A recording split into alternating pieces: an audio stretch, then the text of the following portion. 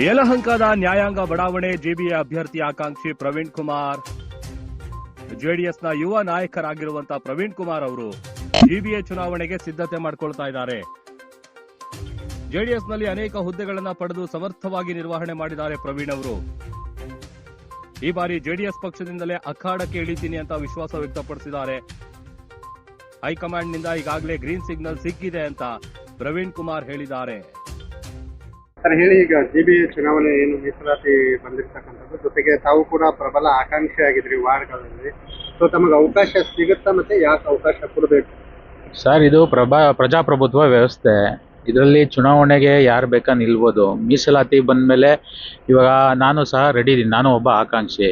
ನಮ್ಮ ಪಕ್ಷದ ವರಿಷ್ಠರು ದೇವೇಗೌಡ ಅಪ್ಪಾಜಿ ಆಗ್ಬೋದು, ಕುಮಾರಣ್ಣವ್ರಾಗ್ಬೋದು, ಮತ್ತು ನಮ್ಮ ನಿಖಿಲ್ ಅಣ್ಣವ್ರಾಗ್ಬೋದು, ನಮ್ಮ ನಗರಾಧ್ಯಕ್ಷರಾದ ರಮೇಶ್ ಅಣ್ಣವರು, ಮತ್ತು ಇಲ್ಲಿ ಸ್ಥಳೀಯ ನಾಯಕರಾದಂಥ ಕೃಷ್ಣಪ್ಪಣ್ಣವರು, ಮತ್ತು ನಮ್ಮ ಸಹೋದರರಾದಂಥ ಸಮೃದ್ಧಿ ಮಂಜಣ್ಣವರು, ಇವರೆಲ್ಲ ಇದ್ದಾರೆ. ಇವರೆಲ್ಲ ಕೂತ್ ಮಾತಾಡಿ ಏನು ನಿರ್ಧಾರ ಮಾಡ್ತಾರೋ ಅದಕ್ಕೆ ನಾವು ಬದ್ಧವಾಗಿದ್ದೀವಿ. ಈಗ ಯಲಹಂಕ ಬಿಬಿಎಂಪಿ ವಾರ್ಡ್ಗಳು, ಈಗ ಜೆಬಿಎ ವಾರ್ಡ್ಗಳು ಬಿಜೆಪಿ ಭದ್ರಕೋಟೆ. ಬಿಜೆಪಿ ಅವರು ತಮಗೆ ವಾರ್ಡ್ ಅನ್ನು ಬಿಟ್ಟು ಕೊಡ್ತಾರೆ ಅಂತ ಸರ್, ಇದು NDA ಮೈತ್ರಿ ಮಿತ್ರ ಪಕ್ಷವಾಗಿ ನಾವು ಇವತ್ತು ಚುನಾವಣೆಗೆ ಹೋಗ್ತಾ ಇದ್ದೀವಿ. ಬಟ್ ಸ್ಥಳೀಯ ಸಂಸ್ಥೆದು ಇನ್ನೂ ಏನು ಅನ್ನೋದು ತೀರ್ಮಾನ ಮಾಡಿಲ್ಲ.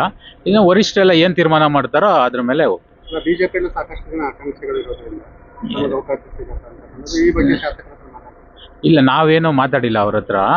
ನೋಡೋಣ, ನಮ್ಮ ಪಕ್ಷ ಇವಾಗ ಮಿತ್ರವಾಗಿ ಹೋಗೋಣ, NDA ಮೈತ್ರಿಕೂಟವಾಗಿ ಸ್ಥಳೀಯ ಸಂಸ್ಥೆನೇ ಫೇಸ್ ಮಾಡೋಣ ಅಂದರೂ ಸರಿ, ನಾವು ರೆಡಿ ಇದ್ದೀವಿ. ಇಲ್ಲ, ಇಂಡಿಪೆಂಡೆಂಟ್ ಆಗಿ ನಮ್ಮ ಚಿಹ್ನೆ ಮೇಲೆ ಹೋಗೋಣ ಅಂದರೂ ಸಹ ನಾವು ರೆಡಿ ಇದ್ದೀವಿ. ನಾವು ಎರಡಕ್ಕೂ ಚುನಾವಣೆ ಮಾಡೋಕ್ಕೆ ರೆಡಿ. ಈಗ ನಿಮ್ಮ ಹೈಕಮಾಂಡ್ ನಿಂತ್ಕೊಳ್ಳಿ ಅಂತ ಹೇಳಿದ್ದಾರೆ ಸರ್. ಅವ್ರ ಆಶೀರ್ವಾದ ಚೆನ್ನಾಗಿದೆ, ರೆಡಿ ಆಗು ಅಂತ ಹೇಳಿದ್ದಾರೆ.